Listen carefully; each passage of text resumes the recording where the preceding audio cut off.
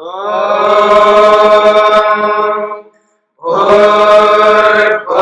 स्वः तत्सवितुर्वरेण्यं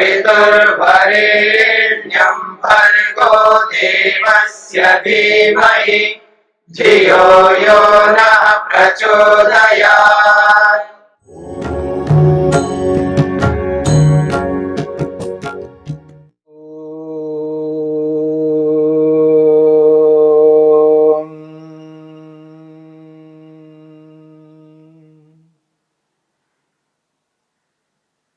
साधन पाद के चौथे सूत्र को लेकर के विचार चल रहा है।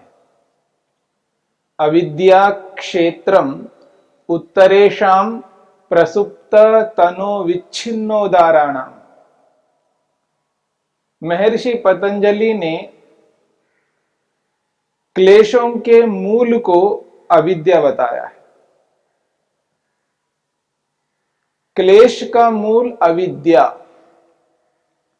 इसलिए इस अविद्या को क्षेत्रम प्रसव भूमि कहा है, खेत के समान कहा है।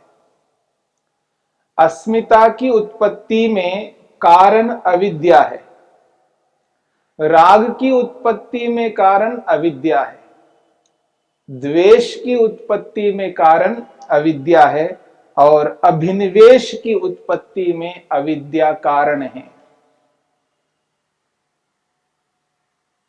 और ये पांचों क्लेश चार अवस्थाओं में रहते हैं। प्रसुप्त अवस्था में सोए हुए रहते हैं। कौन सा क्लेश सोया हुआ है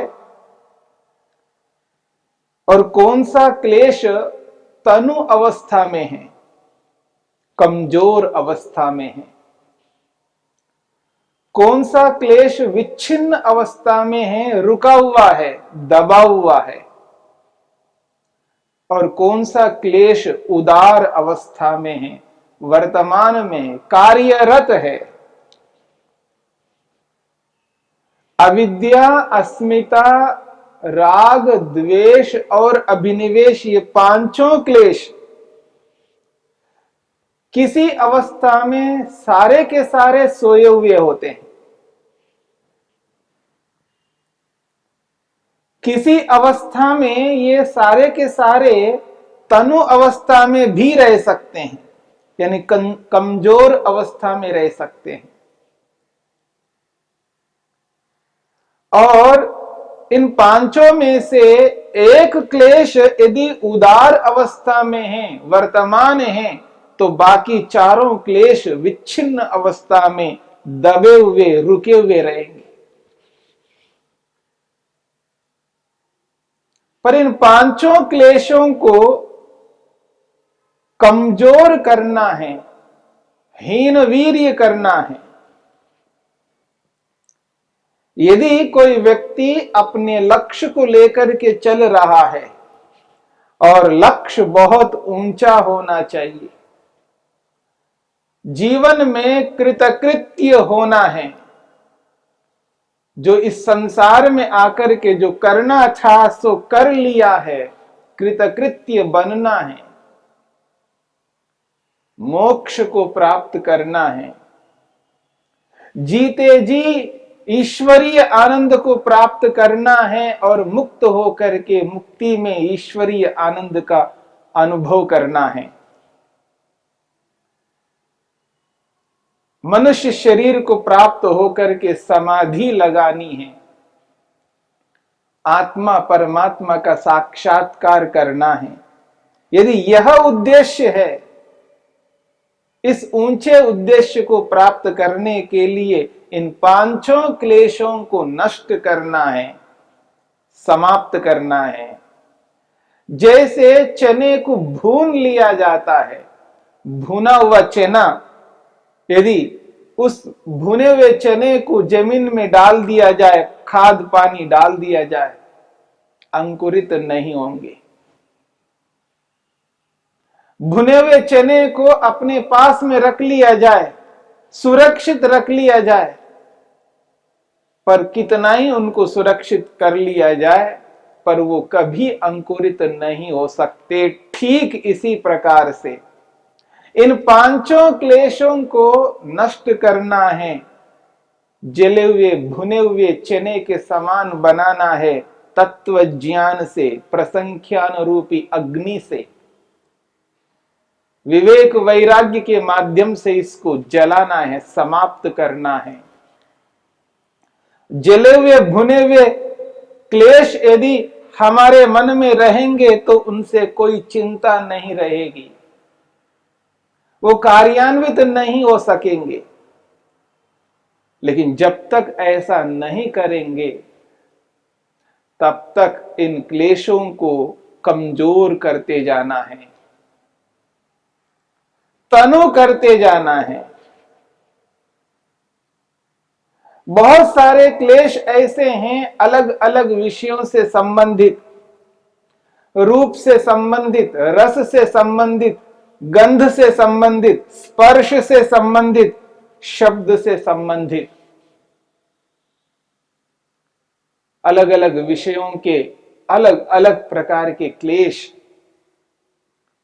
पता नहीं कितने ऐसे क्लेश हैं, कितनी वस्तुओं से संबंधित ये क्लेश हैं, कितने व्यक्तियों से संबंधित ये क्लेश हैं, सोए पड़े हैं, पता नहीं कब जागेंगे। और कुछ ऐसे क्लेश हैं जिनको हमने कमजोर किया है, और कुछ ऐसे क्लेश हैं बस अभी रुके हुए हैं, अवसर पाने में लगे हुए हैं, अवसर को प्राप्त करने में लगे हुए हैं। जैसे ही अवसर प्राप्त होता है तुरंत उदार अवस्था में आ जाएंगे, कार्यरत हो जाएंगे, बस प्रतीक्षारत है। ऐसे इन समस्त क्लेशों को कमजोर करने के लिए महर्षि पतंजलि ने क्रिया योग का विधान किया है। तप, स्वाध्याय और ईश्वर प्रणिधान रूपी इस क्रिया योग को अपना करके इन क्लेशों को कमजोर करना है, इन पर चोट पहुंचाना है। जैसे एक मकड़ी कीड़े मकोड़े को जाल में फंसाकर उसको चोट पहुंचाती रहती है, ठीक इसी प्रकार से क्रिया योग रूपी इस साधन को अपना करके इन क्लेशों पर चोट पहुंचाना है, इनको दबा दबा करके कमजोर करना है। ये जो तप है, ये जो स्वाध्याय है, ये ईश्वर प्रणिधान है, ये ऐसे शस्त्र हैं जिनके माध्यम से ये क्लेश कमजोर होते हैं। ये जो उदार अवस्था है, कार्यरत रहना, क्लेश कार्यरत हैं। व्यक्ति या तो राग से युक्त हो रहा होता है या द्वेष से युक्त हो रहा होता है, या अविद्या से युक्त है, या अस्मिता से युक्त है, या अभिनिवेश से युक्त है, किसी न किसी एक क्लेश से युक्त रहता है। ऐसा नहीं हो सकता। व्यक्ति जागृत है, जागृत अवस्था में है और क्लेश से युक्त ना हो, यह नहीं हो सकता। किसी न किसी एक क्लेश से युक्त रहता है। इन पांचों में से कोई न कोई एक क्लेश कार्यशील है। इस स्थिति को अनुभव करते हुए व्यक्ति को तप करना है, ये एहसास करना, ये अनुभव करना है, मुझ में वर्तमान में कौन सा ऐसा क्लेश है जिस क्लेश को मुझे कमजोर करना है। और व्यक्ति अलग अलग वस्तुओं, अलग अलग व्यक्तियों से संबंधित अलग अलग प्रकार के इन क्लेशों को पकड़ता रहता है। ये जो स्वाध्याय है, इस स्वाध्याय के माध्यम से व्यक्ति को पता लगने लगता है मुझ में किस वस्तु में, किस व्यक्ति में राग है, द्वेष है, किसी वस्तु से मुझे द्वेष है, किसी वस्तु के साथ राग है, किस वस्तु से मुझे अभिनिवेश है, किस किस व्यक्ति से अभिनिवेश है, डर है, भय है, किस किस वस्तु को अपने से अलग नहीं मानता, अस्मिता नामक क्लेश। ऐसे अलग अलग स्थितियों में अलग अलग क्लेशों से जब युक्त होता है व्यक्ति, और वो जो स्वाध्याय है वो स्वाध्याय व्यक्ति को जनाने लगता है, देख ये क्लेश आपके अंदर है। क्योंकि विद्या सदा अज्ञान को, अविद्या को दूर करने वाली होती है। ये जो स्वाध्याय है, इस स्वाध्याय के माध्यम से मन के अंदर विद्या आने लगती है, और ज्यों ज्यों विद्या आ रही होती है त्यों त्यों ये क्लेश, ये अविद्या रूपी क्लेश, ये क्षीण होते रहते हैं। विद्या को एक ओर से ग्रहण करते जाना है और एक ओर से अविद्या को सूक्ष्म करते जाना है, कमजोर करते जाना है। ये स्वाध्याय के बिना संभव नहीं है।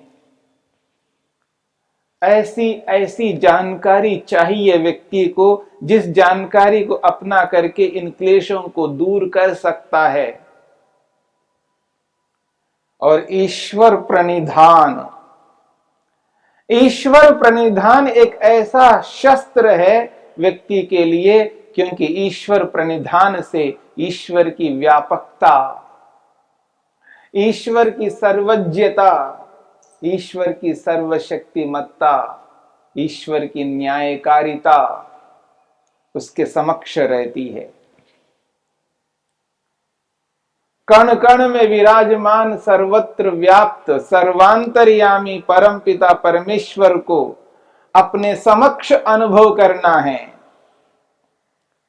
मुझे देख सुन जान रहे हैं, ऐसे ईश्वर को अनुभव करते हुए व्यक्ति स्वाध्याय करता हुआ सर्दी गर्मी भूख प्यास हानि लाभ सुख दुख को सहन करता हुआ, तप करता हुआ इन क्लेशों को कमजोर करता जाता है। जब ऐसा करने लगता है तो क्लेश धीरे धीरे कमजोर होने लगते हैं, और ज्यों ज्यों क्रिया योग की उत्कृष्टता बनती जाती है त्यों त्यों व्यक्ति इन क्लेशों को कमजोर बनाता जाता है। और इतने कमजोर होने लगते हैं क्लेश, तब व्यक्ति के मन में वो जो लालसा है, वो जो तृष्णा है, वो उत्कंठा है विषय भोगों की ओर अग्रसर होने का, वो धीरे धीरे कम होने लगता है। अब विषय भोग उसको सताने नहीं लगते, वो स्वयं विषय भोगों को सताने लगता है। अर्थात जो विषय भोग व्यक्ति को ओर आकृष्ट कर रहे हैं, अब वो आकृष्ट होना बंद कर देता है। विषय अब उसको आकृष्ट नहीं कर पाते हैं, क्योंकि उसके पास क्रिया योग है। क्रिया योग के माध्यम से व्यक्ति उन विषयों को ऐसा कमजोर करने लगता है, अब व्यक्ति की जो प्रवृत्ति है विषय भोगों के प्रति वो कम होने लगती है।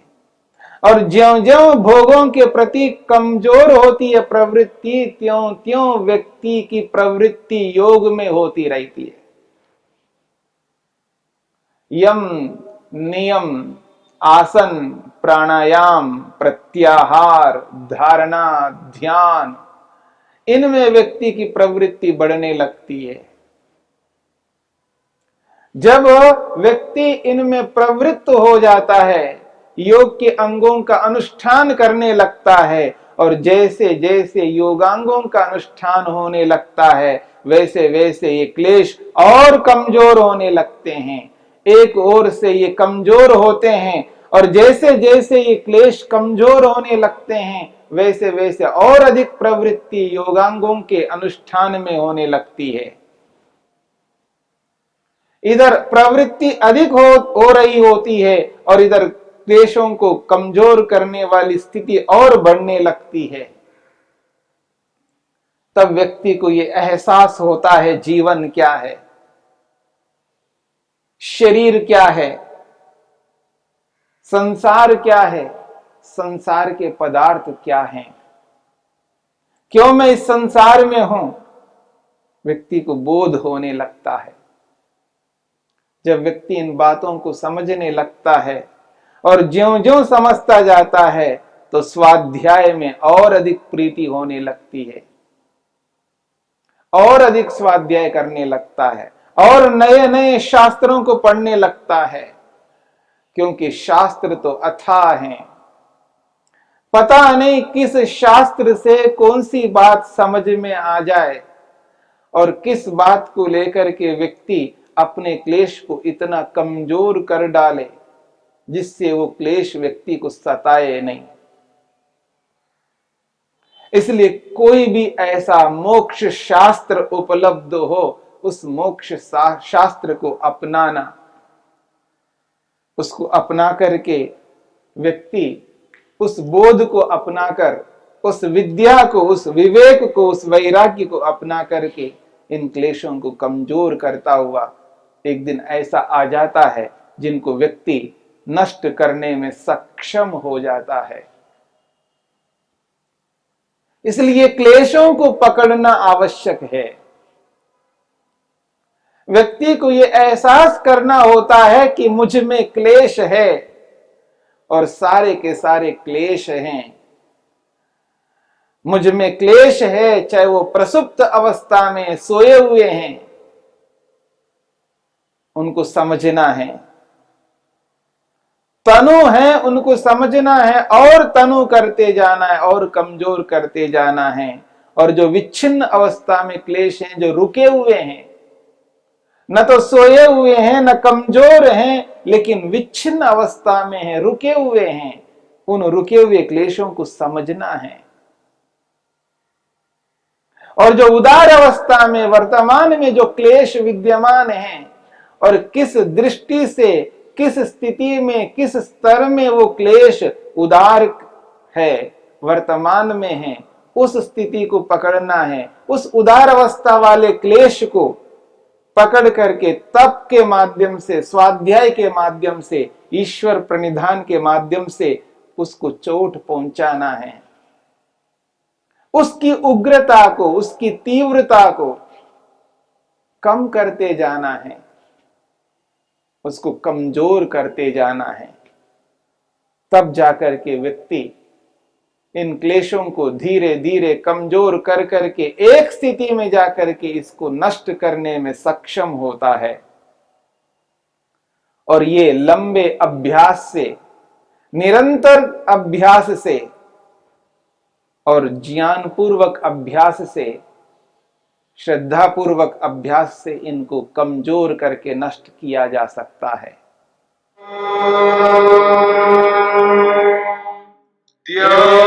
शांतिरंतरिक्षं शांति पृथिवी शांतिरापः शांतिरोषधयः शांतिः वनस्पतयः शांतिर्विश्वे देवाः शांतिर्ब्रह्म शांति सर्वं शांति शांतिरेव शांति क्षमा शांतिरेधि।